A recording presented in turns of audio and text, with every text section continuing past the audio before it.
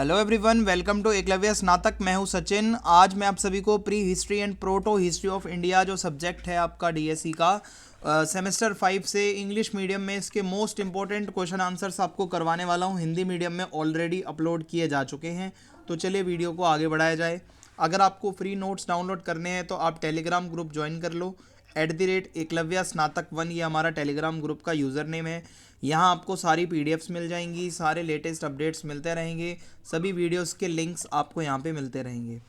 और अगर आपको कुछ भी पूछना है तो आप Instagram account Eklavya study point जो यूज़र नेम है, यहाँ पे आप अपना मैसेज भेज सकते हो।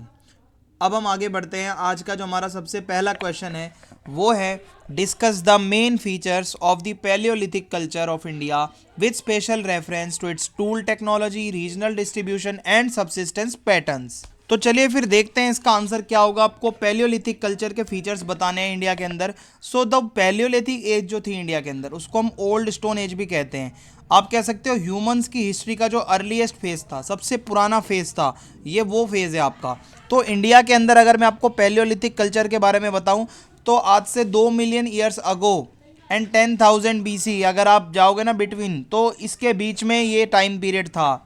और इस टाइम में क्या था, जो इंसान है वो सीख रहा था कि नेचुरल एनवायरनमेंट में सरवाइव कैसे किया जाता है, स्टोन्स का यूज़ करके, जो अलग अलग तरीके के पत्थर होते हैं उनका यूज़ करके। और इस टाइम पे कोई फार्मिंग वगैरह नहीं होती थी, ठीक है भाई, कोई फार्मिंग इस टाइम पे नहीं होती थी, कोई पोट्री यानी मिट्टी का बर्तन नहीं बनाया जाता था, कोई परमानेंट हाउस नहीं होता था, लोगों के पास जो घर थे वो पक्के नहीं थे।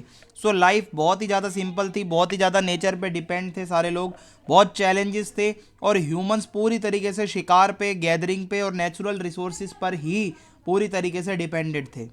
अब मैं आपको थोड़ा क्रोनोलॉजी और फेजेस बताऊंगा पैलियोलिथिक एज के। तो जो हमारे इंडिया के अंदर पैलियोलिथिक एज थी उसको आप 3 पार्ट्स में डिवाइड करके पढ़ सकते हो। तो सबसे पहले लोअर पैलियोलिथिक एज आती है। ये सबसे पुराना टाइम पीरियड है। यहाँ पे पुराने ज़माने के बड़े बड़े और रफ जो स्टोन के टूल्स होते थे वो यूज़ किए जाते थे। और आप कह सकते हो जो ह्यूमंस की अर्ली स्पीशीज़ थी, जो बहुत शुरू की प्रजातियाँ थी इंसानों की, ये वो टाइम पीरियड था। फिर इसके बाद मिडल पैलियोलिथिक एज आती है, यानी कि इसमें थोड़ा सा टूल बनाने में इम्प्रूवमेंट देखने को मिला हमें। और जो टूल्स थे जब इम्प्रूव होते हैं तो वो थोड़े से स्मॉल हो जाते हैं और थोड़े ज़्यादा एफिशिएंट हो जाते हैं। इसके बाद हमें अपर पैलियोलिथिक एज देखने को मिलती है। ये मोस्ट एडवांस स्टेज थी यहाँ पे पैलियोलिथिक एज की। और यहाँ पे जो टूल्स थे वो स्पेशलाइज्ड हो गए थे कि इस काम के लिए ये टूल होगा, इस काम के लिए वो टूल होगा। टूल्स की शेप बहुत अच्छी हो गई थी। और अगर आप ये डिवीज़न कर लोगे तो आपको ये भी पता चल जाएगा, हाँ, ये 3 जो अलग अलग क्रोनोलॉजिकल आपने डिवीज़न करे हैं ना, इसके अकॉर्डिंगली ही ह्यूमंस ने अपनी टेक्नोलॉजिकल प्रोग्रेस करी थी। आई होप आपको यहाँ तक समझ में आ गया होगा। आगे बढ़ते हैं।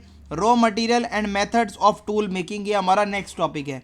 तो अब इसमें अंदर होता क्या है, पैलियोलिथिक एज में जो लोग होते थे वो जो लोकली जो भी उनको आसपास से अपना मटेरियल मिल जाता था, जो पत्थर मिल जाते थे, उससे वो टूल्स बनाते थे। कुछ कॉमन नाम बता रहा हूँ आपको। क्वार्ट्जाइट हो गया, फ्लिंट हो गया, चर्ट हो गया, जैस्पर हो गया, बसाल्ट हो गया, इसका यूज़ किया जाता था। तो अगर आप यहाँ पे देखोगे कि बहुत सारे ह्यूमंस ने सीखा कि टूल्स को केयरफुली कैसे बनाना है, ह्यूमन इंटेलिजेंस का डेवलपमेंट हुआ। फिर है tool technology of the lower Palaeolithic period.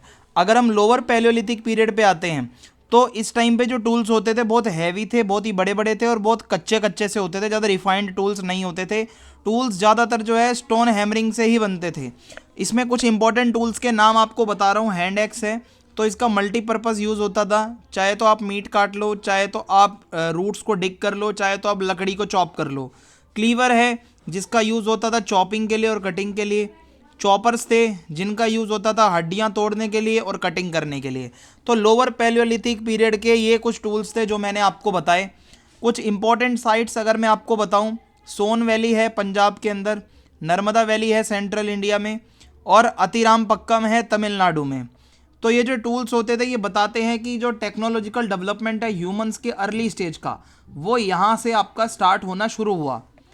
Tool technology of the middle Palaeolithic period.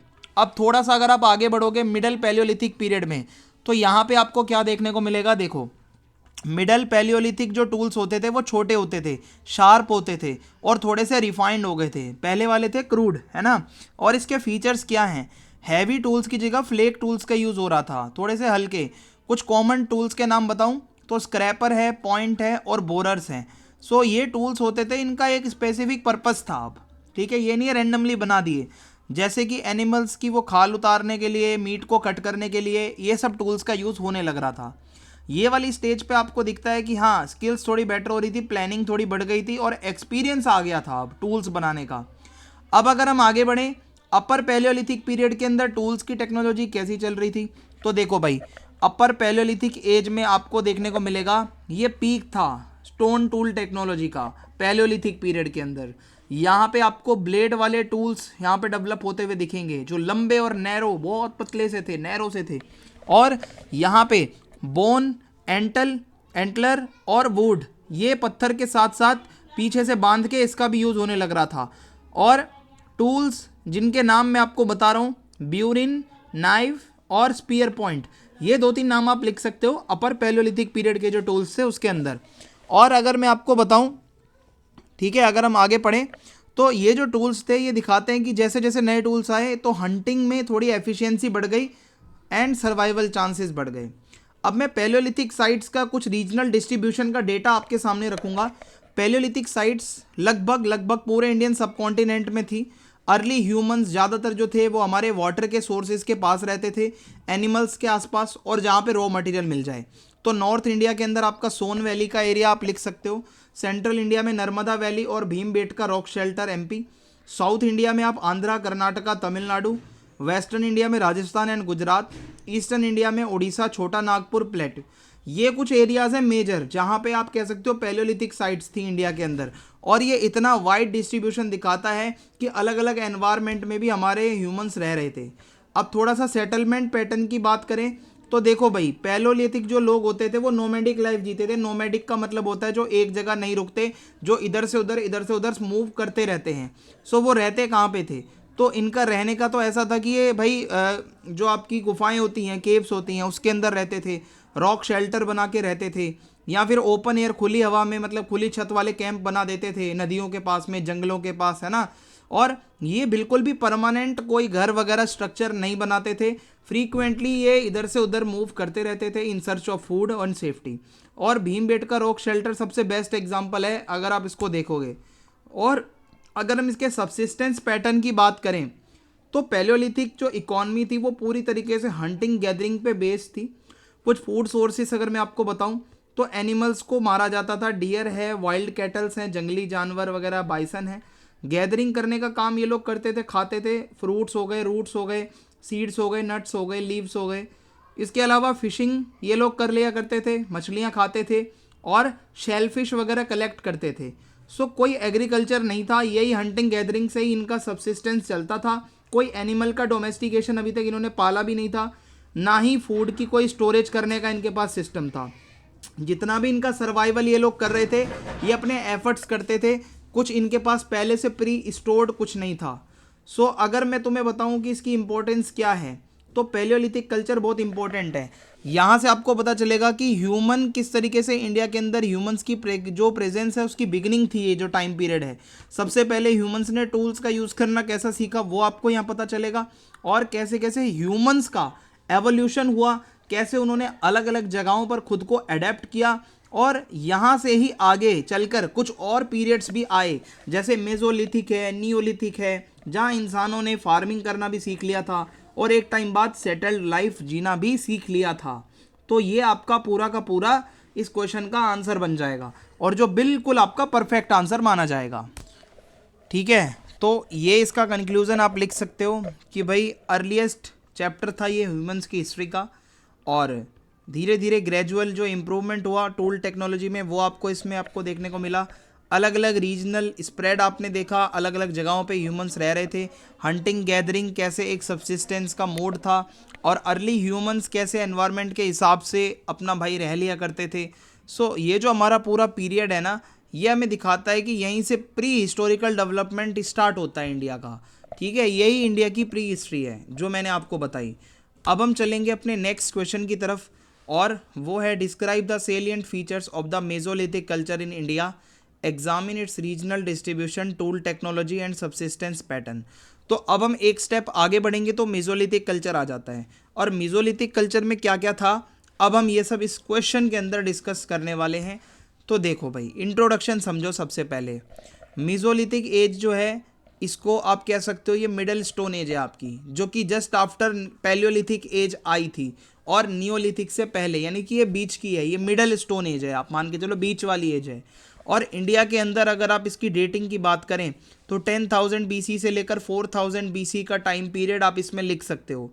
और अलग अलग जगहों पर भी टाइम थोड़ा वेरी कर सकता है, तो आपको कंफ्यूज होने की ज़रूरत नहीं है। ये जो पीरियड था मेसोलिथिक कल्चर का, इसमें एक ट्रांजिशन हो रहा था। यहाँ पे ह्यूमन हिस्ट्री के अंदर एक ये ट्रांजिशनल पीरियड माना जाता है, जब लोग धीरे धीरे, जो पहले प्योर तरीके से सिर्फ हंटिंग गैदरिंग करते थे, अब वो थोड़ा सेटल्ड वे ऑफ लाइफ ढूंढ रहे थे। यानी कि अब उनको भी लग रहा था हाँ भाई, थोड़ा सा अब हमें सेटल वगैरह होके रहना चाहिए। होता क्या है, सबसे पहले आपको मैं मीनिंग समझाता हूँ, फिर आपको इंपॉर्टेंस समझाऊंगा मेसोलिथिक एज की। जो मेसोलिथिक है, ये दो ग्रीक वर्ड से निकलता है। मेसो का मतलब होता है मिडल, लिथिक का मतलब होता है स्टोन।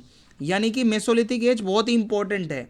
यहाँ पे जो ह्यूमंस थे, उन्होंने टूल्स का डेवलपमेंट किया, वो भी बहुत अच्छे वाले टूल्स, बहुत अच्छी क्वालिटी के टूल्स।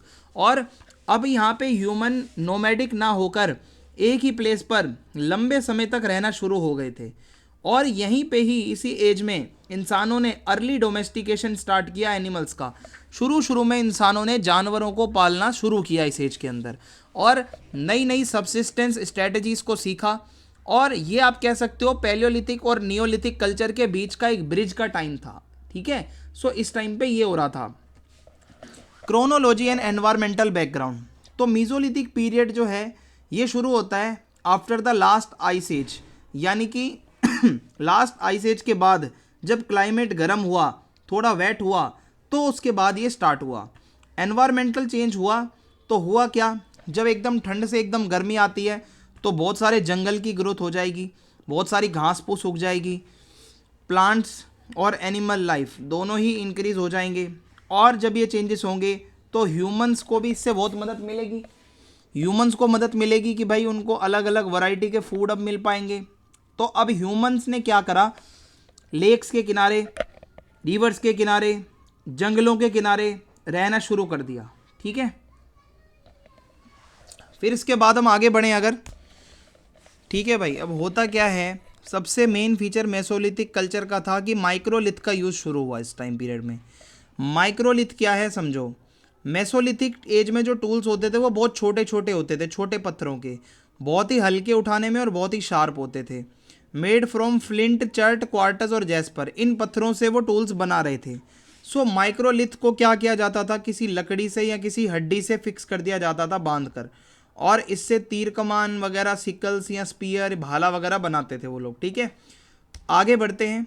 मेसोलिथिक टूल्स कितने टाइप के होते हैं?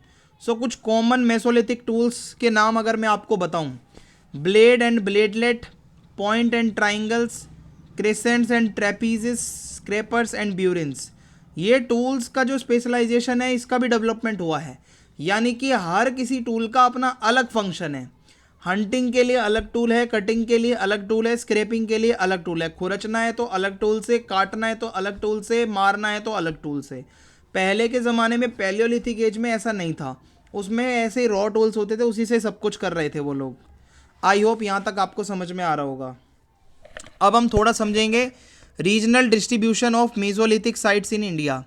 जो इंडिया के अंदर मेसोलिथिक साइट्स हैं वो पूरे इंडिया में आपको देखने को मिलेंगी, पर कुछ जगहों पर हैं, जैसे सेंट्रल इंडिया में भीमबेटका, बगौर और आदमगढ़, वेस्टर्न इंडिया में लंगनाज, ठीक है, गुजरात के अंदर और राजस्थान में, ईस्टर्न इंडिया में उड़ीसा, छोटा नागपुर प्लेट्यू, साउथ इंडिया में कर्नाटक, आंध्रा और तमिल, गंगेटिक प्लेन वाला जो एरिया है हमारा ऊपर का, वहाँ पे सराय नहार राय, महादाहा, चौपानी, मंडो, ये कुछ जगहों के नाम हैं। ये ज़्यादातर साइट्स आपकी किसी न किसी झील के किनारे है, नदी के किनारे है या जंगल के किनारे है, ये आप याद रखिएगा। थोड़ा मेसोलिथिक लोगों का सेटलमेंट का पैटर्न समझते हैं। तो ये थोड़े सेमी नोमैडिक थे, यानी कि पैलियोलिथिक वाले तो पूरे ही नोमैडिक थे, लेकिन ये सेमी नोमैडिक थे। कैसे? ये भी गुफाओं में रहते थे, रॉक शेल्टर्स में रहते थे और ओपन एयर कैंप में रहते थे, पर ये एक जगह पर लंबे समय तक रहते थे। और कभी कभी तो ये भी दिखता है हमें एविडेंस कि ये सीजनल कैंपिंग भी करते थे। इस सीज़न में यहाँ रहेंगे तो अगले सीज़न में वहाँ रहेंगे। सो ये दिखाता है कि हाँ भाई धीरे धीरे एक सेटल्ड लाइफ की शुरुआत यहाँ पे हो रही थी। थोड़ा सा अब हम इसके सबसिस्टेंस के पैटर्न को समझेंगे। सो मेसोलिथिक जो इकोनॉमी है वो ज़्यादातर हंटिंग और गैदरिंग पे ही चल रही है अभी तक। थोड़ी बहुत और एक्स्ट्रा एक्टिविटी हो रही हैं। जैसे फूड सोर्स की अभी भी बात करूँ तो जानवर हैं भाई, तीर कमान से शिकार करके जानवर आ रहे हैं, नदी से और झीलों से आपको भाई फिश मिल रही है, जंगली कुछ फ्रूट्स हैं, ग्रेन्स हैं, रूट्स हैं, ठीक है, और नट्स वगैरह हैं, ये खा रहे हैं, शेल फिश खा रहे हैं, शहद कलेक्ट कर रहे हैं। और अब क्या है, फूड रिसोर्सेज का एक्सप्लॉइटेशन बढ़ रहा है। पहले इंसान इतनी वैरायटी ढूंढ नहीं पाता था, अब ये वाले जो इंसान थे ये थोड़े से वैरायटी ढूंढने लग रहे थे। Domestication, art and burial practices. बात करें डोमेस्टिकेशन की तो यहाँ पे कुछ जगहों पर देखने को मिलता है कुत्ते को पाला गया था और एनिमल्स की मदद मिलती थी भाई हंटिंग में और प्रोटेक्शन में, कुत्ता बचाता है ना। आर्ट एंड कल्चर की बात करूँ तो भीमबेटका के अंदर गुफाओं के अंदर रॉक पेंटिंग्स बनी हुई हैं जहाँ पे शिकार के सीन बना रखे हैं इंसानों ने, कहीं डांस करते हुए सीन बना रखे हैं, कहीं रिचुअल्स हैं, और डेकोरेशन के लिए लाल कलर के ओकरे लाल कलर का यूज़ करते हैं, ठीक है, गेरुआ कलर का। और बरियल्स की बात करें तो ये दफना दिया करते थे लोगों को, इंटेंशनल बरियर्स ये खुद से करते थे, और जो भी कब्र होती थी उसके अंदर क्या होता था, कुछ टूल्स वगैरह वो डाल दिया करते थे ताकि आफ्टर लाइफ में, ये लोग विश्वास करते हैं, ऐसा आइडिया लगाया जा रहा है। और ये फीचर दिखाता है इनका सोशल और कल्चरल डेवलपमेंट हो रहा था, पिछले वाले नहीं करते थे ये सब। अब मेसोलिथिक एज का जो कल्चर था पूरा, इसकी क्या सिग्निफिकेंस है हमारे इंडियन हिस्ट्री में, अगर हम इसको पढ़ रहे हैं तो वाई आर वी स्टडिंग। तो मेसोलिथिक कल्चर बहुत ही इंपॉर्टेंट है क्योंकि यहाँ पे फूड प्रोडक्शन का एक ट्रांजिशन हो रहा था, यहाँ पे आपको टेक्नोलॉजिकल डेवलपमेंट देखने को मिल रही थी, यहाँ पे आपको एक सोशल ऑर्गेनाइजेशन, लोग एक जगह पे टिक के रह रहे थे, सोसाइटियाँ बन रही थी, कल्चरल एक्सप्रेशन, लोग अपने पेंटिंग्स वगैरह से अपने आप को एक्सप्रेस कर रहे थे। सो यहीं से नियोलिथिक एग्रीकल्चर का जो एज है आगे का जो आएगा, नियोलिथिक कल्चर वगैरह का, तो उसमें आपको पता चलेगा कि यहीं से उसकी फाउंडेशन स्टोन रखा गया था। अब लेट्स मूव फॉरवर्ड। अब जो हमारा अगला नेक्स्ट क्वेश्चन है वो है, in the context of India examine the regional distribution, subsistence practices and settlement patterns of Neolithic cultures. Neolithic का मैं आपको बताऊंगा, पैलियोलिथिक हो गया, मेसोलिथिक हो गया, अब हम पढ़ेंगे नियोलिथिक में क्या हो रहा था। तो सबसे पहले तो आपको इंट्रोडक्शन समझना अति आवश्यक है, आपको पता होना चाहिए कि आप क्या पढ़ने वाले हो। नियोलिथिक कल्चर का मतलब क्या होता है। नियोलिथिक एज का मतलब था न्यू स्टोन एज, यानी कि एक बहुत बड़ा टर्निंग पॉइंट हमारी ह्यूमंस की हिस्ट्री का। इंडिया के अंदर जो नियोलिथिक पीरियड है वो बेसिकली 7000 BC से शुरू होकर 2000 BC तक जाता है। अलग अलग जगहों पे डेट्स अलग अलग भी हो सकती हैं। सबसे जो इम्पोर्टेंट बदलाव था इस पीरियड का वो ये था कि फूड गैदरिंग से अब इंसान फूड प्रोडक्शन तक पहुंच चुका है। इस पीरियड के अंदर स्पेशली एग्रीकल्चर का डेवलपमेंट बहुत ज़्यादा हुआ है और एनिमल डोमेस्टिकेशन बहुत ज़्यादा बढ़ गया है। इस पीरियड के अंदर ह्यूमंस एक जगह पे परमानेंट रहने लग गए हैं और अब अर्ली विलेज लाइफ की शुरुआत होगी। गाँव का कॉन्सेप्ट सामने आएगा जहाँ पे लोग एक रहेंगे कहीं पे, ठीक है। आगे बढ़ें अगर अब हम meaning and importance of the neolithic age, थोड़ा इसका मीनिंग समझते हैं। नियो मीन्स नया, लिथिक मीन्स स्टोन। तो ये जो नियोलिथिक है ना, ये भी ग्रीक वर्ड से ही निकला है वर्ड।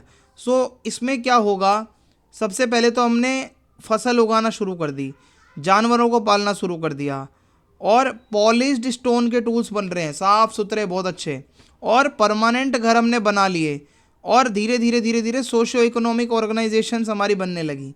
सो बहुत बड़ा डेवलपमेंट था ना, आप कह सकते हो एक सिविलाइजेशन की शुरुआत आप इसको मान के चल सकते हो नियोलिथिक एज से। अब आपको थोड़ा सा इसका मैं रीजनल डिस्ट्रीब्यूशन बताऊं क्या था। नियोलिथिक कल्चर इंडिया के अंदर यूनिफॉर्म नहीं थे, कुछ कुछ जगहों पर इंडिपेंडेंटली ये डेवलप हुए, ठीक है, जैसा रिसोर्स और जैसा एनवायरनमेंट होगा उसी के अकॉर्डिंग। कुछ मेजर नियोलिथिक साइट्स बताऊं इंडिया की, तो नॉर्थ वेस्टर्न इंडिया में कश्मीर है, इंडस वैली का रीजन है, नॉर्थ प्लेन में गंगा की वैली है जो वहाँ पे है, सेंट्रल और ईस्टर्न इंडिया है, साउथ इंडिया का डेक्कन का एरिया है और नॉर्थ ईस्ट का एरिया है। यहाँ पे हर जगह के फीचर्स अलग थे, क्रॉप्स भी अलग थी, टूल्स भी अलग थे, और सेटलमेंट का टाइप भी अलग था। मान के चलेगा यूनिफॉर्मिटी नहीं थी, हर जगह पे अलग अलग तरीके की क्रॉप्स और अलग अलग तरीके के टूल्स थे, और घर भी अलग अलग थे। Neolithic culture of north west India. अब मैं आपको कश्मीर और इंडस रीजन का जो नॉर्थ वेस्ट हमारा इंडिया का एरिया है वहाँ के नियोलिथिक कल्चर बताता हूँ कैसे थे। कुछ इंपॉर्टेंट साइट्स हैं यहाँ की, बुर्ज़होम, गुफकराल एंड किली गुल मोहम्मद। तो यहाँ पे एक तो देखने को मिलता है गड्ढा खोद कर रहने के लिए घर बनाना इसी टाइम पीरियड में शुरू हुआ था। ठंडे क्लाइमेट से बचने के लिए ये गड्ढा खोद के लोग रहते थे अंदर। और गेहूं और बारले जो है इसका कल्टीवेशन इस टाइम पीरियड में स्टार्ट हुआ था, ठीक है, उसका कल्टीवेशन स्टार्ट हुआ था। और भेड़ बकरी और कैटल को पालना शुरू हो गया था इस टाइम पे इंसान। पॉलिश्ड स्टोन के टूल यूज़ होने लग रहे थे, बोन के टूल्स यूज़ होने लग रहे थे। सो अर्ली जो फार्मिंग प्रैक्टिसेस है, शुरू शुरू में जो हमने खेती बाड़ी करना सीखा इंडिया में, वो ये टाइम पीरियड था। गंगा वैली के अंदर कौन सी इंपॉर्टेंट जगह थी? कोलदीवा, महाग्र और चिरान, ये थे। यहाँ पे भी आपको एक चीज़ दिखेगी, चावल का कल्टीवेशन शुरू हो गया था। कैटल, भेड़ बकरी, गाय भैंस, ये सब पालना यहाँ पे लोगों ने शुरू कर दिया था। इसके अलावा मिट्टी के और आप कह सकते हो घास फूस के, जो मतलब जो है फूस की झोपड़ी वगैरह बनने लग रही थी। पत्थर के टूल अभी भी यूज़ होते थे, पॉटरी का यूज़ होता था, मिट्टी के बर्तन का, और बोन टूल्स का, हड्डियों के टूल्स।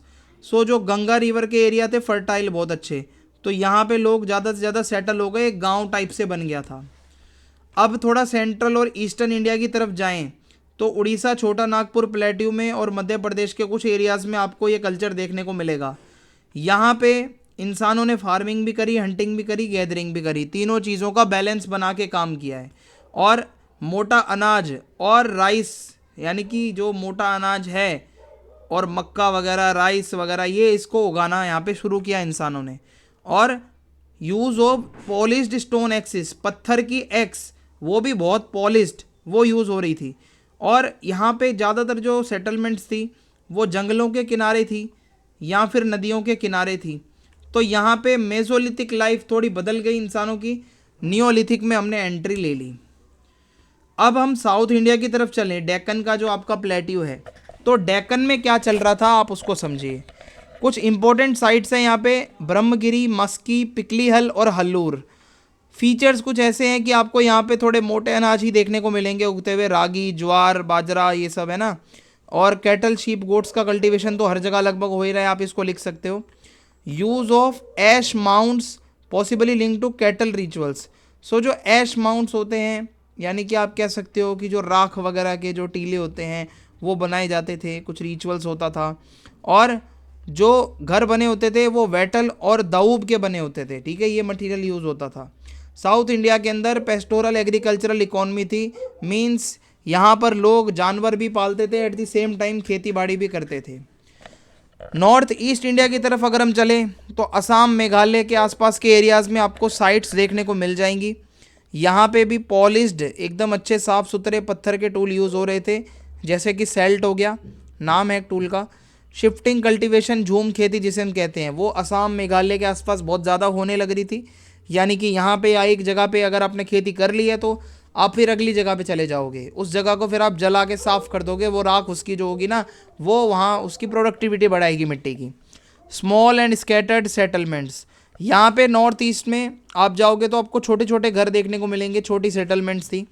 और अभी भी पत्थरों का यूज़ हो रहा था टूल्स बनाने में बहुत लंबे समय तक। सो थोड़ा सा यूनिक यहाँ पे आपको लोकल अडेप्शंस देखने को मिलेंगे कि भाई यहाँ आगे जैसे लोग थे उन्होंने अपने एनवायरनमेंट के अकॉर्डिंगली खुद को ढाला। थोड़ा सा अब हम इसके सब्सिस्टेंस के बारे में बात कर लेते हैं। नियोलिथिक एज में क्या था, जो आपकी इकॉनमी थी वो लगभग खाने के प्रोडक्शन पर ज़्यादा बेस्ड थी। आप उगाओगे क्या, वो ज़्यादा मैटर करता था। सो कुछ मेन सब्सिस्टेंस एक्टिविटीज़ की अगर मैं बात करूं तो सबसे पहले आता है आपका खेती। अगर एग्रीकल्चर हो रहा है तो उसमें आपका क्या हो रहा है, आप गेहूँ उगा रहे हो, बारले उगा रहे हो, राइस उगा रहे हो, मिलेट्स वगैरह उगा रहे हो। फिर एनिमल्स का डोमेस्टिकेशन चल रहा है, जानवरों को पाला जा रहा है, कैटल है, शीप है, गोट है, कुत्ते हैं। साथ साथ कुछ सप्लीमेंट्री एक्टिविटीज़ भी चल रही हैं साइड बाय साइड, हंटिंग का काम चल रहा है, मछली पकड़ने का काम चल रहा है, गैदरिंग का काम चल रहा है। तो जब धीरे धीरे फूड प्रोडक्शन बढ़ता गया तो फूड सरप्लस का कॉन्सेप्ट निकल के सामने आया। यानी कि अब हमने इतना उगा लिया है कि अब थोड़ा सा एक्स्ट्रा है, पॉपुलेशन की ग्रोथ भी हो रही है, सोसाइटी थोड़ी सी अब कॉम्प्लेक्स होना शुरू हो गई है। सेटलमेंट का पैटर्न कैसा था, विलेज की लाइफ कैसी थी, अगर मैं आपको बताऊं तो परमानेंट सेटलमेंट्स होते थे। छोटा गांव होता था नदी किनारे, जहाँ का लैंड फर्टाइल हो, जहाँ की ज़मीन बढ़िया हो, मिट्टी बढ़िया हो। जो घर होते थे वो मिट्टी के बने होते थे, लकड़ी के बने होते थे, यहाँ पत्थर के बने होते थे। स्टोरेज पिट्स बने होते थे ग्रेन्स के लिए, यानी कि एक ऐसा पिट, एक ऐसा गड्ढा बनाया जाएगा स्टोरेज के लिए। किसकी स्टोरेज करनी है? अनाज की स्टोरेज करनी है। और जितने भी लोग थे कम्युनिटी में वो कॉपरेट करते थे, एक दूसरे के साथ अच्छे से रहते थे। सो ये सेटलमेंट्स दिखाती हैं कि प्लानिंग से वो लोग सब करते थे, कितनी उनके वहाँ स्टेबिलिटी थी। पहले के पीरियड में ये सब चीज़ें मिसिंग थी। तो अब अगर हम कंक्लूज़न की तरफ आगे बढ़ें तो जो नियोलिथिक कल्चर था इंडिया के अंदर वो दिखाता है कि कैसे रीजनल डाइवर्सिटी वाकई में होती है। अलग अलग जगहों पे अलग अलग क्रॉप्स उग रही थी। एनवायरनमेंट जैसा होगा, जैसे रिसोर्सेज आपको मिलेंगे वैसा ही आपका वहाँ पे सब कुछ होगा। सो धीरे धीरे जब एग्रीकल्चर का डेवलपमेंट हुआ, डोमेस्टिकेशन बढ़ा, परमानेंट सेटलमेंट्स बने, तो नियोलिथिक कम्युनिटीज़ ने क्या करा, इंसानों की लाइफ को पूरी तरीके से ट्रांसफॉर्म कर दिया, बदलाव ला दिया। और इनकी जो सब्सिस्टेंस प्रैक्टिसेस थी, जो गुजारे के लिए खुद काम कर रहे थे, जो इनका रहने का पैटर्न था, इन्हीं को सीख कर आगे आने वाले जैसे हड़प्पन्स वगैरह थे, उन्होंने भी इन्हीं से ही सीखा था कैसे रहा जाता है। अब आपको समझ आ रहा होगा ये सारी चीज़ें आपस में कनेक्टेड हैं। ठीक है जी। अब हम बढ़ेंगे आगे और देखेंगे अपना अगला क्वेश्चन, जो कि है discuss the major phases in the development of the Harappan civilization, evaluate the significance of each phase in the overall cultural evolution of the civilization। तो आपको हड़प्पन सिविलाइजेशन के डेवलपमेंट के बारे में बताना है कि अलग अलग फेजेस में कैसे इसका डेवलपमेंट हुआ है। तो सबसे पहले तो हड़प्पन सिविलाइजेशन, जिसको आप इंडस वैली या IVC भी कहते हो, ये बहुत ही अर्लीस्ट सिविलाइजेशन थी और बहुत एडवांस थी। यानी कि अर्बनाइजेशन के मामले में ये लोग बहुत आगे थे एंशियंट वर्ल्ड में अगर हम कंपेयर करें। सो नॉर्थ वेस्ट जो आज इंडिया का पार्ट है, उस एरिया को लगभग ये हड़प्पन्स जो है वो कवर करते थे। वहाँ पे ये लोग रहा करते थे। इंडस रिवर का पूरा वहाँ पे एरिया है, वहीं पे ये लोग रहते थे। ये जो सिविलाइजेशन है ये एकदम से नहीं आई है। इस सिविलाइजेशन के स्टेजेस में डेवलपमेंट हुए हैं। पहले अर्ली, मैच्योर, फिर लेट हड़प्पन। हर जगह पे कल्चरल, इकोनॉमिकल और टेक्नोलॉजिकल ग्रोथ अलग थी। दोनों तीनों चीज़ों पे आपको मैं डिस्कस करके बता दूंगा कि किस फेज़ में क्या हुआ था और किस फेज़ में क्या हुआ था, ताकि आप आसानी से किसी को भी समझा पाओगे। सबसे पहले अर्ली हड़प्पन फेज़ को आप समझो। ये सबसे पुराना फेज़ है 3300 टू 26 BC का। ये हड़प्पन सिविलाइजेशन के फॉर्मेशन का फेज़ है। ये वो टाइम पीरियड है जब हड़प्पन सिविलाइजेशंस का निर्माण हो रहा था। लोगों को पता ही नहीं था, अभी वो खुद को, अपने अस्तित्व को पहचान रहे थे। सो यहाँ पे सबसे पहले तो विलेज सेटलमेंट्स का डेवलपमेंट होना शुरू होता है अर्ली हड़प्पन फेज़ में। जो छोटे छोटे गांव थे ना, वहाँ पे सेटलमेंट्स बनने लगी और एग्रीकल्चर का और एनिमल डोमेस्टिकेशन का एक शुरुआत यहाँ पे देखने को मिलती है कि बहुत सारे लोग खेती में इंटरेस्ट ले रहे थे और जानवरों को पालने में भी इंटरेस्टेड थे। Use of mud brick houses, मिट्टी की बनी हुई ईंटों के घर बनाए जा रहे थे। हैंडमेड पॉटरी होती थी, यानी कि अपने हाथों से खुद जो है वहाँ पे मिट्टी के बर्तन बनाए जाते थे। और कुछ व्हील मेड पोट्री भी होती थी, जो कुछ कुम्हार के चाक से बनाई जाती थी। छोटे स्मॉल स्केल पे क्राफ्ट का प्रोडक्शन होता था, जैसे मन के बनाना हो गया, पोट्री का काम हो गया, टूल्स बनाना हो गया। और लोकल ही अपना जो इनका नेटवर्क था, वहाँ से ये मतलब कॉन्टैक्ट में रहते ही थे और इनको हर कोई सपोर्ट करता भी था। तो वहीं से ही फिर ये धीरे धीरे आगे बढ़े। कुछ इंपॉर्टेंट साइट्स के नाम अगर मैं आपको बताऊं अर्ली हड़प्पन फेज़ में, मेहरगढ़, कोटदीजी, कालीबंगन और आमरी, ये 2-4 नाम हैं, आप इसमें इसको याद कर सकते हो। अब ये जो अर्ली हड़प्पन फेज़ था, इसकी इंपॉर्टेंस क्या है? क्या इसकी कोई इंपॉर्टेंस नहीं है? अगर ये अर्ली था तो भाई ऐसा नहीं है, इसकी बहुत ज़्यादा इंपॉर्टेंस है, क्योंकि यहीं से अर्बनाइजेशन की एक फाउंडेशन रखी गई ना। जब लोगों को देखा सबने कि भाई हाँ ऐसा कुछ, अमीरी इसे कहते हैं, ठीक है, और ऐसा शहरीपन ऐसा होता है, तो लोगों ने सीखा और यहीं से इन्होंने फार्मिंग की टेक्निक्स भी सीखी, नई नई सरप्लस में प्रोडक्शन करना सीख गए यहाँ के लोग। ज़्यादा से ज़्यादा क्राफ्ट बनाए, हैंडी क्राफ्ट वगैरह, ठीक है, स्पेशलाइज्ड हो गए क्राफ्ट बनाने में। और शुरू के जो अर्ली सोशल ऑर्गेनाइजेशंस हुआ करते थे छोटे मोटे, वो इन्होंने ही स्टार्ट करवाए। ट्रेड वगैरह में इन्होंने भाई बहुत बड़ा रोल प्ले किया है। मान के चलो ओमान से लेके मेसोपोटामिया तक, ईरान तक, हर जगह हम ट्रेड करने जाते हैं। सो ये दिखाता है कि एक गांव से जब आप शहर में आते हो ना, जैसे लाइफ ट्रांजिशन में एक आ जाते हैं, ट्रांजिशनल फेज़ में, सो वैसा ही कुछ यहाँ पे नज़रिया देखने को मिल रहा था। अब आते हैं हम मैच्योर हड़प्पन फेज़ में, क्योंकि हमने अर्ली देख लिया, उसके बाद मैच्योर आएगा। 2600 से 1900 BC, ये आपके NCERT का भी यही टाइम पीरियड है। ये हड़प्पन सिविलाइजेशन के लिए गोल्डन एज माना गया है। क्योंकि यहाँ पे बहुत तगड़ी चीज़ें हो गई थी जो एक्सपेक्टेड ही नहीं थी। सबसे पहले तो well planned cities with grid patterns. मैंने आपको बताया है और बहुत बारी बताया है कि हमारे यहाँ पे जो सिटीज़ बनाई जा रही थी हड़प्पन पीरियड के अंदर, वो बहुत बड़ी बड़ी जो है सिटीज़ बनाई जा रही थी, ठीक है। और इसके अलावा यहाँ पे यूज़ हो रहा था जली हुई ईंटों का, बर्न ब्रिक्स, और ड्रेनेज का सिस्टम बहुत अच्छा था। सैनिटेशन यानी कि साफ़ सफाई का सिस्टम भी इनका बहुत अच्छा था। हड़प्पन लोग नाली वगैरह अपनी टाइम टू टाइम साफ़ करते रहते थे। बड़ी बड़ी पब्लिक बिल्डिंग भी बनी हुई थी भाई वहाँ पे, जैसे ग्रेट बाथ हो गया, अनाज रखने के लिए ग्रीनरी हो गई, और ये सामान को नाप तोल भी करते थे, जैसे बाट तराजू वगैरह हो गए, मेजर्स हो गए। लॉन्ग डिस्टेंस का ये लोग ट्रेड करने जाया करते थे। और जो हड़प्पन लोग हैं वो अपनी एक स्क्रिप्ट यूज़ करते थे और उससे कुछ ना कुछ लिखते रहते थे, जो आज तक कोई समझ नहीं पाया है क्या। और हाईली डेवलप्ड क्राफ्ट इंडस्ट्रीज़, तो हड़प्पन लोगों ने कारीगरी का काम बहुत अच्छे से सीख लिया था कि क्राफ्ट की जो पूरी इंडस्ट्री है उसको अगर टैकल करना है तो बहुत ज़रूरी है कि भाई आपको उसमें डेवलप होना पड़ेगा। कुछ मेजर सिटीज़ की बात करूं तो हड़प्पा, मोहनजोदड़ो, धोलावीरा, लोथल और राखीगढ़ी ये आ सकता है। इसके अलावा आई डोंट थिंक सो कुछ आपसे पूछा भी जाएगा। अब ये जो मैच्योर हड़प्पन आप जिसको कह रहे हो फेज़ है, तो इसका क्या कोई इंपॉर्टेंस, कोई सिग्निफिकेंस है? भाई बिल्कुल है। ये हमें पीक दिखा रही है इस हड़प्पन सिविलाइजेशन की, कि इस टाइम पीरियड पे ये हमारी सिविलाइजेशन एकदम पीक पर थी। तो साउथ एशिया की पहली अर्बन सिविलाइजेशन थी हमारी जो ये बनी। इसके अलावा हाई लेवल की इनकी अपनी टाउन प्लानिंग थी, आगे हम पढ़ेंगे भी। एडमिनिस्ट्रेशन भी इनका एक नंबर का था और एडवांस इंजीनियरिंग सिस्टम था, फटाफट से सब बना दिया करते थे।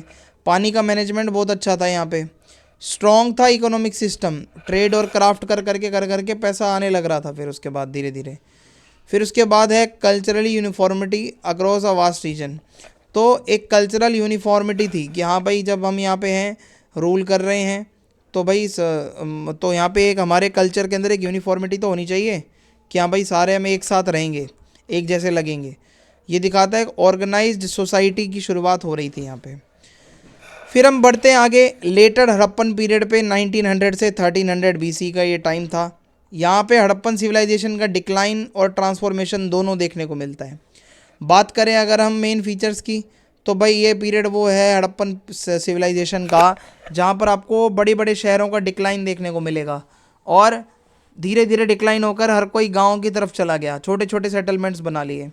ट्रेड कम हो गया, क्राफ्ट पूरा एकदम प्रोडक्शन ही रुक गया जब ट्रेड कम हो गया तो। और जो ईंटें थी, जो मिट्टी के बर्तन थे, उनकी क्वालिटी हो गई बिल्कुल बेकार, जिसे आप कह सकते हो बहुत बेकार।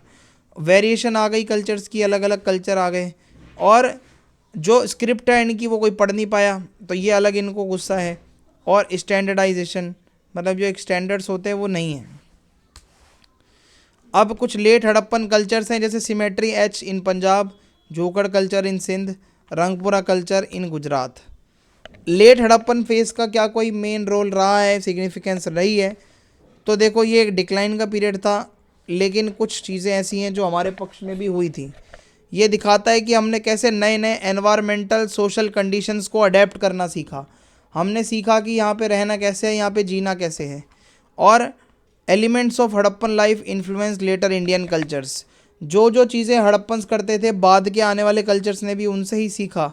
और ये एक ट्रांसफॉर्मेशन था भाई, ये कोई कोलैप्स नहीं हो गया था एकदम से। अब हुआ क्या, ये ट्रांजिशन हुआ तो हुआ क्यों? सबसे पहले तो भाई देखो फेजेस में ये ट्रांजिशन हुआ है अलग अलग चरणों में। तो एनवायरमेंटल फैक्टर्स थे, जैसे भाई रिवर का शिफ्ट हो जाना। किसी ने कह दिया कि भाई जो रिवर था वो इधर से उधर शिफ्ट हो गया, फ्लडिंग हो गई और सूखा पड़ गया। इन तीनों में से कुछ एक हुआ होगा, तभी सिविलाइजेशन ख़त्म हो गई। कोई कहता है ट्रेड के नेटवर्क जो है वो ख़त्म हो गई, इस वजह से हड़प्पन लोग यहाँ से चले गए सारे। कोई कहता है कि भाई नेचुरल रिसोर्सेज का यूज़ इन्होंने कुछ ज़्यादा ही कर लिया जितना नहीं करना चाहिए था। कोई कहता है भाई क्लाइमेट चेंज भी एक रीज़न हो सकता है। तो ये सारे एक रीजन्स हैं, हर किसी के आइडियाज़ हैं। ओवरऑल अगर मैं आपको बताऊं कल्चरल इवोल्यूशन के बारे में, तो जितने भी फेजेस आपको मैंने बताए हैं हड़प्पन सिविलाइजेशन के, वो दिखाते हैं कि विलेज से सिटी की तरफ ये सिविलाइजेशन गई है, फ्रॉम ज़ीरो टू हीरो। और इन्होंने टेक्नोलॉजी को सीखा है, इन्होंने ट्रेड करने को सीखा है, एडमिनिस्ट्रेशन को संभालना सीखा है, और चेंजिंग समय के अकॉर्डिंग कैसे अडेप्ट करना है वो भी इन्होंने सीखा है, और कल्चर्स को कैसे साथ लेके चलना है वो भी इन्होंने सीखा है। ओवरऑल यही है इनका जो मैंने आपको बताया।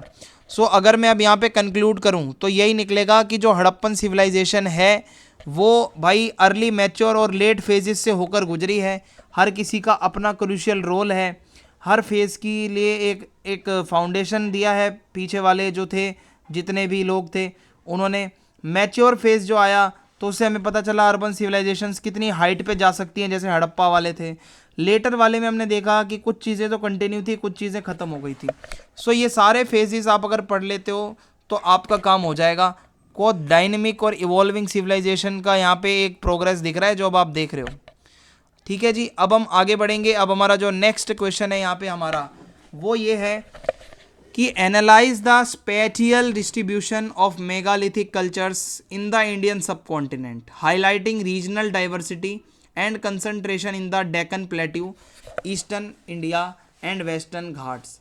तो आपको बताना है मेगालिथिक कल्चर्स के बारे में, उनका जो स्पेटियल डिस्ट्रीब्यूशन है उसको आपको एक्सप्लेन करना है। इस क्वेश्चन के अंदर आपसे ये कहा जा रहा है। ठीक है भाई, तो अगर इसको आप समझ गए हो तो अब हम यहाँ से आगे बढ़ सकते हैं और इसको अब हम समझ सकते हैं। तो सबसे पहले देखिए, आप इसका इंट्रोडक्शन समझो। मेगालिथिक का मतलब होता क्या है? मेगा का मतलब होता है बड़ा, बिग। लिथिक्स यानी कि लिथिक को ना लिखते हुए हम ग्रीक में इसको लिथोस कहते हैं, यानी कि पत्थर, बड़े पत्थर।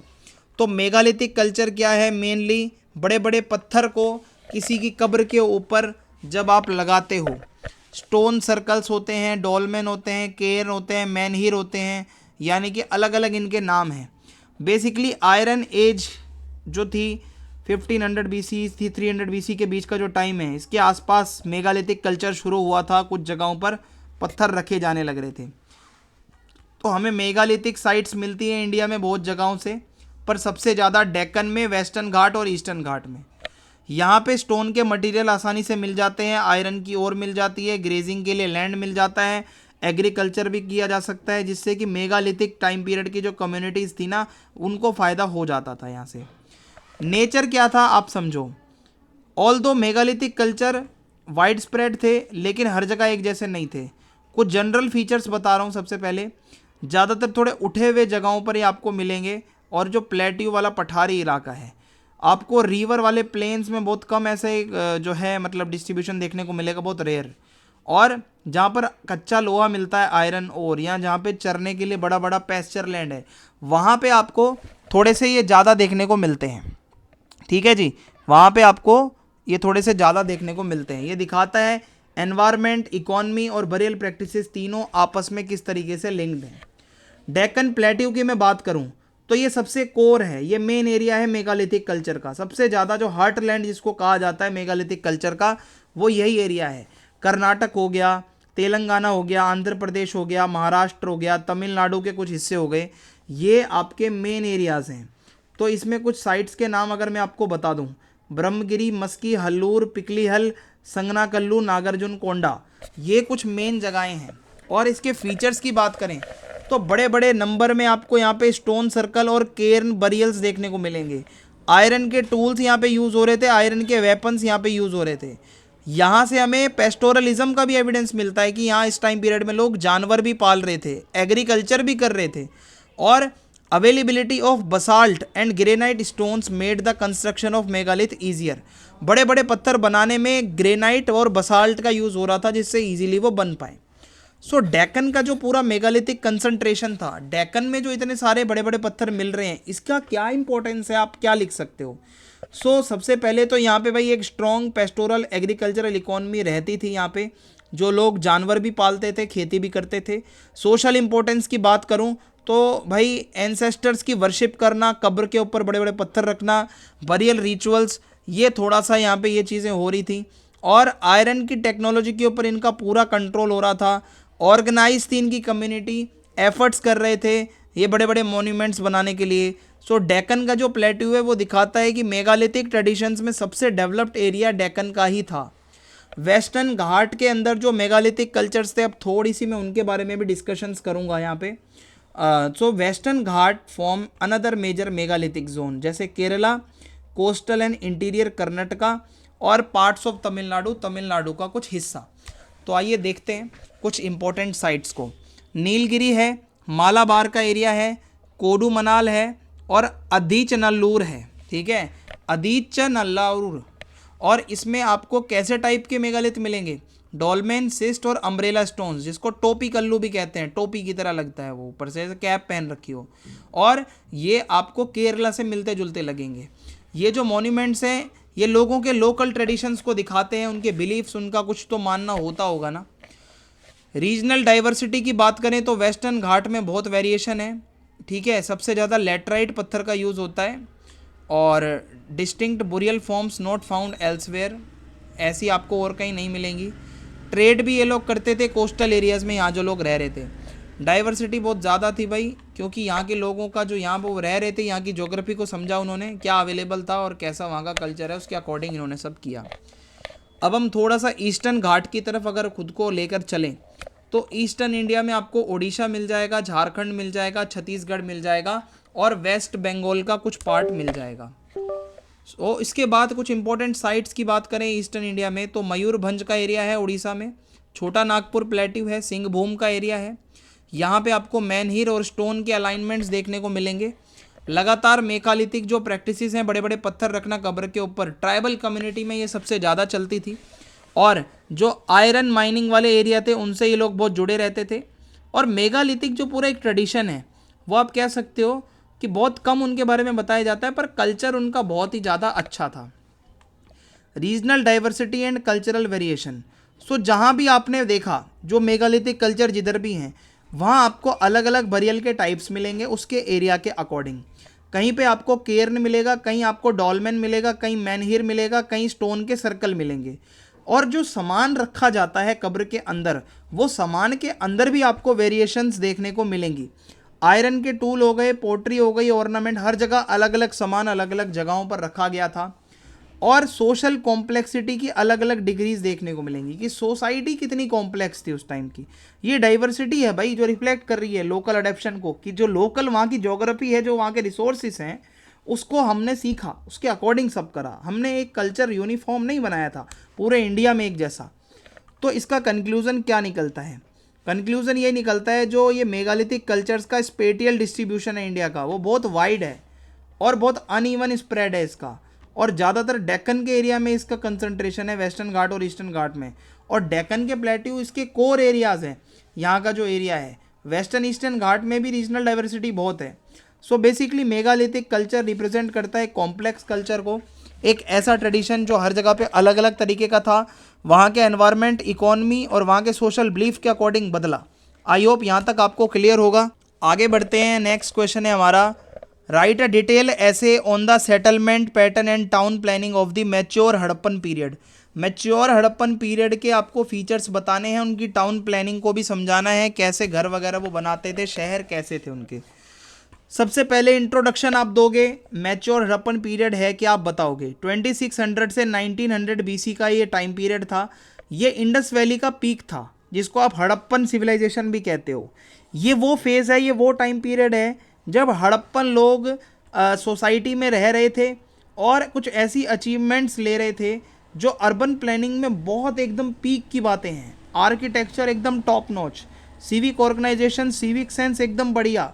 और उस टाइम की कंटेम्प्रेरी एंशिएंट वर्ल्ड में आप कहीं भी इसका कंपैरिजन करवा लो, हर जगह से बढ़िया ही पाएगा आपको हड़प्पन सिविलाइजेशन का हर एक फीचर।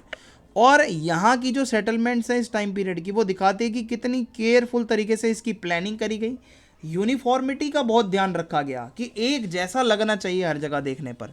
यह दिखाता है कि कितना वेल ऑर्गेनाइज्ड इनका पूरा कल्चर था, कितना एडवांस हड़प्पन लोगों का कल्चर था। तो सबसे पहले मैं आपको हड़प्पन सेटलमेंट्स का नेचर बताता हूँ। जो आपको मैच्योर हड़प्पन फेज में सेटलमेंट्स मिलेंगी, कुछ तो बड़ी शहर में मिलेंगी, कुछ मीडियम और कुछ छोटी। लार्ज सिटीज़ की बात करूँ तो हड़प्पा खुद एक बहुत बड़ा शहर था, मोहनजोदारो दूसरा सबसे बड़ा शहर, और धोलावीरा, ये 3 बहुत ही फेमस जगहें हैं हड़प्पन सेटलमेंट में। जो अगर बड़ी जगहों की बात करूँ, मीडियम की बात करूँ तो लोथल, कालीबंगन है। स्मॉल विलेजेस तो भाई फिर बहुत सारे थे, क्राफ्टिंग सेंटर्स भी बहुत ज़्यादा थे। सो ये जो सेटलमेंट्स की हायरार्की है, ये दिखाता है एक well integrated urban system with cities acting as administrative, commercial and cultural hubs and villages supporting them with agricultural produce. तो ये वही बात हो गई कि बड़े बड़े शहरों में तो प्रोडक्शन ज़्यादा होता है, गाँव से आपको एग्रीकल्चरल प्रोड्यूस मिल रहा है। तो कैसे एक हायरार्की सी बन गई है, जैसे एक एडमिनिस्ट्रेशन चल रहा है बड़ी सिटीज़ से, आपको ऐसा लग रहा होगा। आई होप क्लियर होगा। आगे बढ़ते हैं अब हम। Geographical distribution of settlements. So जो मैच्योर हड़प्पन सेटलमेंट्स थी वो बहुत बड़े एरिया में कवर हो रखी थी, बहुत दूर दूर तक फैली हुई थी। पंजाब तक चले जाओ, सिंध तक चले जाओ, राजस्थान गुजरात तक चले जाओ, हरियाणा वेस्टर्न उत्तर प्रदेश तक चले जाओ, बलूचिस्तान और अफगानिस्तान के कुछ हिस्सों तक आप चले जाओ, आपको यहाँ तक भी हड़प्पन एरियाज़ मिल जाएंगे, आज भी साइट्स मिल जाएंगी। ज़्यादातर जो हड़प्पन्स जो रहते थे वो रिवर के आसपास थे, ठीक है। सेटलमेंट जो थी नदियों के किनारे थी, फ्लड प्लेन्स जहाँ पे भाई जो मैदानी एरिया होते हैं, और ट्रेड रूट्स जहाँ पे ट्रेड वगैरह के लिए रास्ता होता है उसके आसपास इनकी सेटलमेंट्स थी। जहाँ पर खेती करने वाली ज़मीन फर्टाइल है वहाँ के आसपास इनकी पूरी सेटलमेंट्स थी। सो इनकी लोकेशन ही ये लोग इतनी स्ट्रेटेजिक चुनते थे जिससे कि ये एग्रीकल्चर बहुत अच्छे से करते थे, ट्रेड वगैरह में भी ये लोग बहुत आगे थे, और कम्युनिकेशन का पूरा सिस्टम इनका बहुत ही ज़्यादा अच्छा था। थोड़ा सा अब हम लेआउट की बात करेंगे, प्लानिंग की बात करेंगे हड़प्पन सिटीज़ की। तो मैच्योर हड़प्पन जो टाइम पीरियड है, जो हड़प्पन सिविलाइजेशन की पीक को दिखाता है, उसमें क्या होता था, पूरे शहर को एक रेक्टेंगुलर ग्रिड पैटर्न में बनाया गया था। आप इसको समझने की कोशिश करो, एक पूरा रेक्टेंगुलर एक शहर है और इसके अंदर ऐसे ग्रिड्स बने हुए हैं, ठीक है, इस तरीके के ग्रिड्स बने हुए हैं और हर जगह आपको रेक्टेंगुलर एरियाज़ दिखेंगे। सो ये बहुत अच्छी चीज़ है।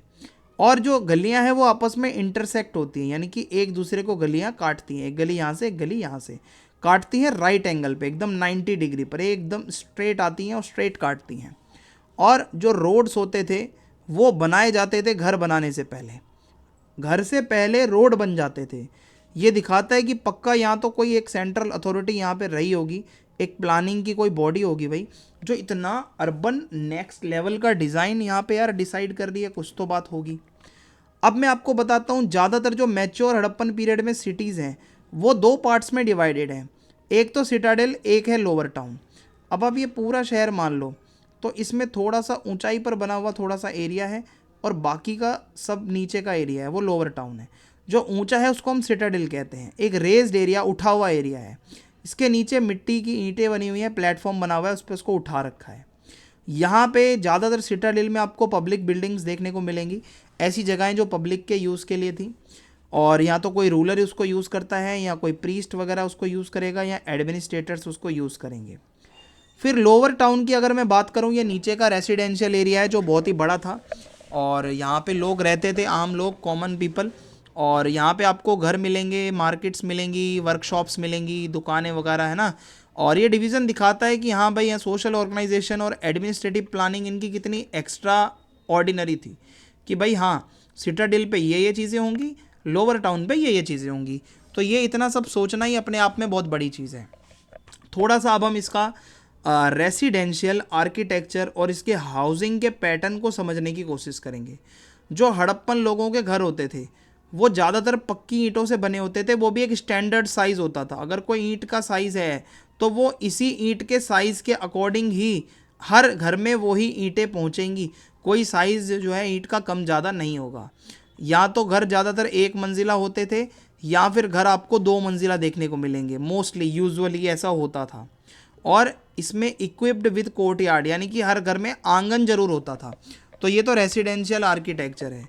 इसके अलावा कुछ और इसके फीचर्स की बात करें तो भाई रहने के लिए थोड़े से सेपरेट रूम अलग थे, स्टोरेज के लिए स्टोर रूम्स वगैरह अलग बने हुए थे, बाथरूम हर घर में होते थे और वो भी नाली के साथ, ठीक है। अगर मान लो एक बाथरूम बना हुआ है, उसका गेट है, तो उसी के ही अंदर से में जो है एक छोटा सा पाइप लगा दिया जाएगा या बना दी जाएगी नाली सी, और वो आगे जाके गली के मेन नाली से मिल जाएगी।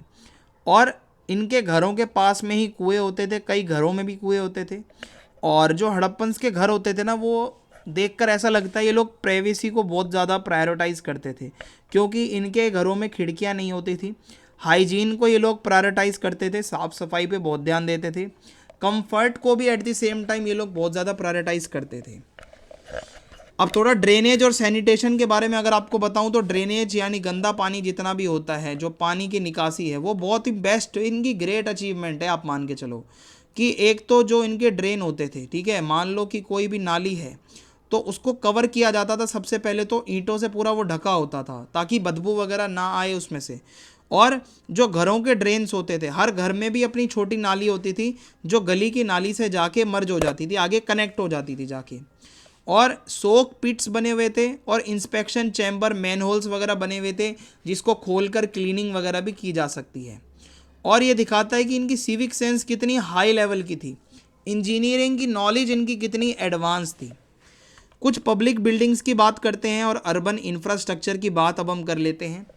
तो जो मैच्योर हड़प्पन सिटीज़ थी वहाँ पे बहुत सारे पब्लिक प्लेस आपको देखने को मिलेंगे। सबसे पहले ग्रेट बात है जो मोहनजोदारो में देखने को मिलता है, ये माना जाता है कोई धार्मिक स्नान यहाँ पे होता होगा। एक रेक्टेंगुलर बहुत बड़ा सा एक स्विमिंग पूल टाइप से बना हुआ है भाई साहब, और आप अगर इसको देखोगे तो पक्का ऐसा लगता है कि इसमें से सीढ़ियाँ वीढ़ियाँ चारों तरफ से या नीचे आने का जुगाड़ है।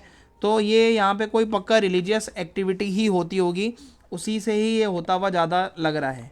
ग्रेनरीज आपको देखने को मिलेंगी वहाँ पे, जहाँ पे आप जितना भी अनाज है जो सरप्लस है, एक्स्ट्रा है, वो आप स्टोर कर सकते हो। डॉकयार्ड्स आपको देखने को मिल जाएंगे गुजरात के लोथल में, जहाँ पे मैरी टाइम ट्रेड, पानी का जितना ट्रेड होता था, नाव वगैरह डॉकयार्ड के अंदर ही आपकी खड़ी होती थी।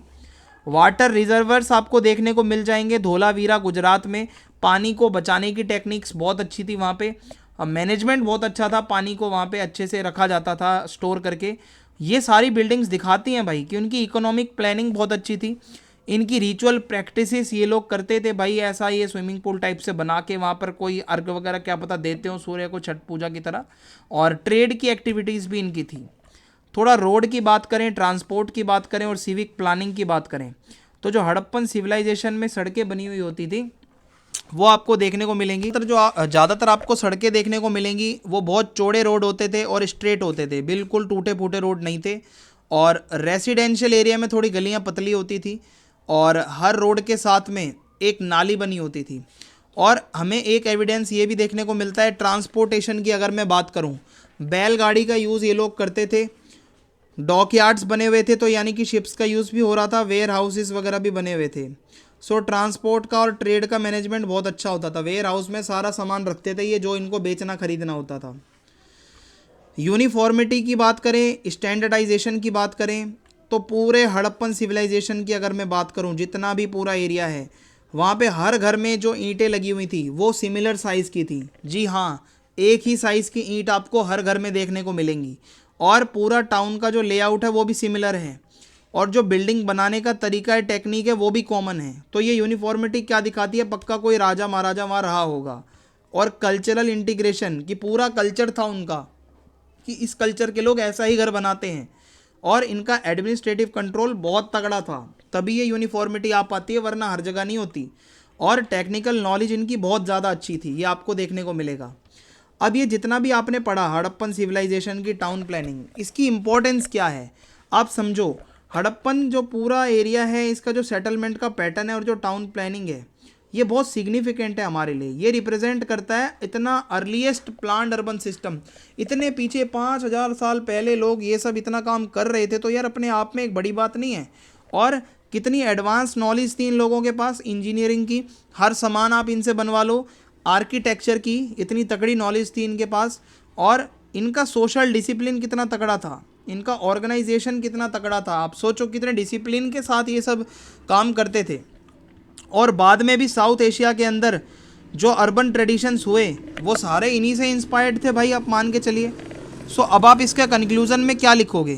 सो ये जो पूरा सेटलमेंट का पैटर्न है, जो पूरा टाउन प्लानिंग है मैच्योर हड़प्पन पीरियड की, ये बताता है कि बहुत ही हाईली ऑर्गेनाइज्ड, बहुत अच्छे से ऑर्गेनाइज्ड, हाईली डिसिप्लिन और टेक्नोलॉजिकली एडवांस्ड। आप मान के चलो 2-3 चीज़ें तो इनकी सारी बहुत बढ़िया हैं। और इतने केयरफुल तरीके से इन्होंने अपनी सिटीज़ को बनाया है, ड्रेनेज का सिस्टम इतना तगड़ा रखा है, और कंस्ट्रक्शन इतना स्टैंडर्डाइज, हर तरीके की घरों में एक जैसी ईंटें, ये बहुत इंप्रेसिव आर्किटेक्चर है। सो हड़प्पन्स ने एक बेंचमार्क सेट कर दिया कि पुराने ज़माने में ऐसे होता है अर्बन डेवलपमेंट। उनकी अचीवमेंट बहुत रिमार्केबल है। हमारे ह्यूमंस की हिस्ट्री में जब भी आप उसको पढ़ोगे ना, हमेशा उनको आप याद रखना।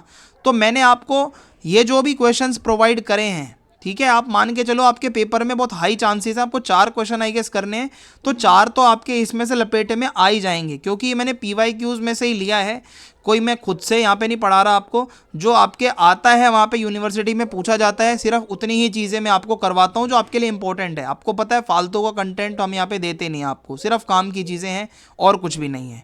तो अगर आपको लगता है कि वीडियो से आपको मदद मिली है, और अगर आपको लगता है आगे भी ऐसी वीडियोस मिलते रहें, तो आप प्लीज़ वीडियो को लाइक करना, शेयर कर देना अपने दोस्तों के साथ ज़्यादा से ज़्यादा, और चैनल को आप सब्सक्राइब कर देना। जय हिंद, जय भारत।